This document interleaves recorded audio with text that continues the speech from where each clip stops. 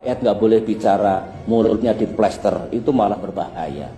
Poin saya, janganlah pemerintah ini alergi, cepat marah, kemudian tidak boleh ada warga negara yang melakukan kritik atau berbicara yang tidak menyenangkan kepada pemerintah atau kepada pemimpin kita.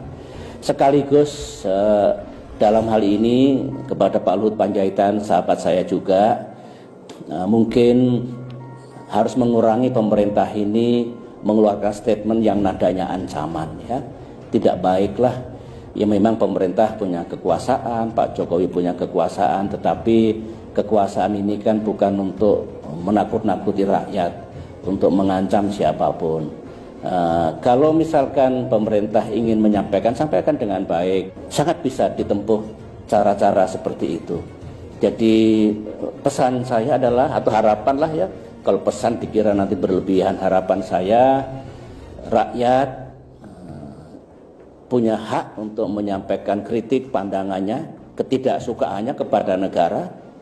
Pemimpin itu kalau mendengar rakyatnya tidak suka, kadang-kadang perlu itu untuk introspeksi gitu ya. Jadi sekali lagi harapan saya, kalau saudara-saudara saya rakyat Indonesia yang menyampaikan kritik, ya kritik yang proporsional.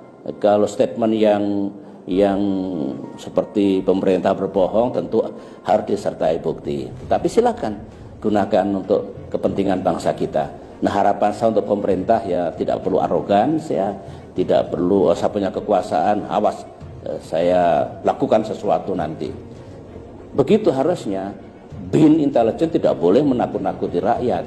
Polisi itu malah mengayomi rakyat dan tentu memberantas kejahatan. Jadi bikinlah hubungan yang baik negara dengan rakyat. Itu fundamental.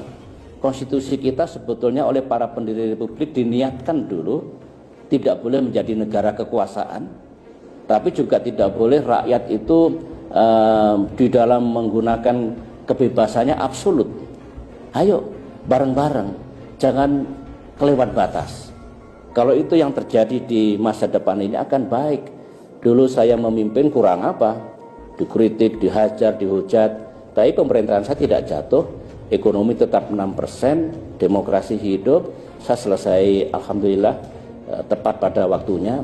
Jadi menurut saya ini juga pelajaran yang perlu diambil oleh kita semua.